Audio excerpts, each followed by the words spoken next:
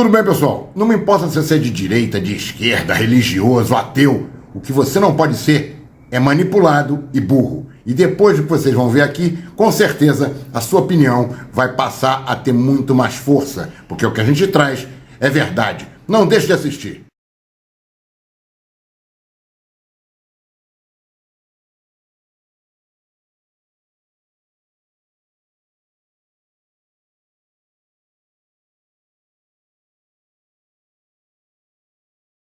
Like Israel. There's still a place in my heart for Israel, and there always will be. But you can't sit there and say that we are anointed by God. We are the chosen by God. Therefore, we get to do anything we want. I'm not picking on your faith. If that's what you believe, that's what you believe. But no, guess what? No one else believes it, and we're not going to sit here and kowtow to your faith if it requires us to allow you to impose tyranny on other human beings. All men are created equal. If you're an American, reread these documents that are the founding documents of our nation, who we are, what we believe. All men are created equal. That means Jews are the equals of Muslims. Not if you talk to the Israelis, the modern day Israelis. You know, again, I have to differentiate. It was 1995, I think, when Yitzhak Rabin was assassinated, 1995, November. And, that Israel was a different Israel than exists today. I traveled to Israel quite a bit, and I went back in 2009. And I have to tell you, the Israel that existed in 2009 was a nation living in fear of the Muslims. They had built a wall, a literal wall, a ghetto wall, keeping the Palestinians out. That didn't exist when I was there before. They built a ghetto wall. It didn't make the Israelis safer. Every Israeli was quivering, shaking in fear of the fact that the world hated them. But they hated them with cause. Netanyahu is the man who killed Yitzhak Rabin. He didn't pull the trigger.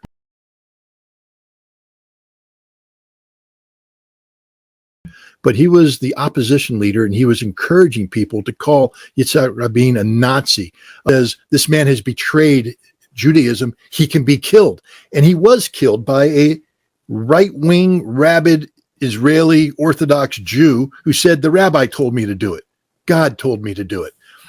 What replaced him was Benjamin Netanyahu, who's a lying sack of manure from day one. But Benjamin Netanyahu testifies before the Congress and says, there's absolute certainty they have a bomb, 100%, there's no doubt. And Congress went, yeah, we're going to invade. Boom, they didn't have a bomb. Everything Benjamin Netanyahu said is a lie. Everything he ever says is a lie. He's a liar. He's been lying. But guys, guess who built Hamas? Here's a good one for you.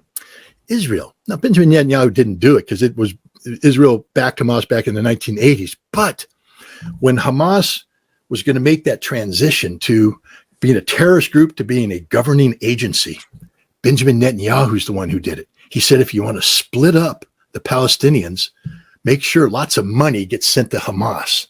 Make sure we get Hamas elected. And they worked, and they got Hamas elected. And then a civil war happened, and Hamas won the civil war in Gaza. They got beat in the West Bank, but now Gaza becomes a Hamas super camp, courtesy of Benjamin Netanyahu. Everything that's happened since then is because of Benjamin Netanyahu. And now he comes back. He's one of the most corrupt people that ever walked the face of the earth. And he's facing corruption charges that would put him in jail for the rest of his life. So what does he do? He gets reelected as prime minister, and then he says, we're going to rewrite basic law. Israel doesn't have a constitution. Can't, because it's a Jewish homeland. And according to I could be getting this wrong, but the Torah, or Israel can't exist until the Messiah returns and the temple is rebuilt.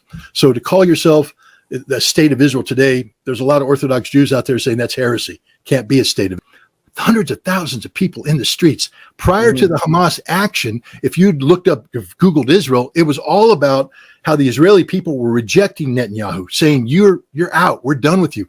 Thousands of reservists said, we will never serve in the military, not under Benjamin Netanyahu. And then October 17th comes. Now you ask the question, did Netanyahu orchestrate this?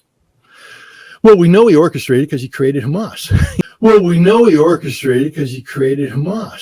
He empowered Hamas. But no, I think what happened on October 17th, go ahead, you have a question.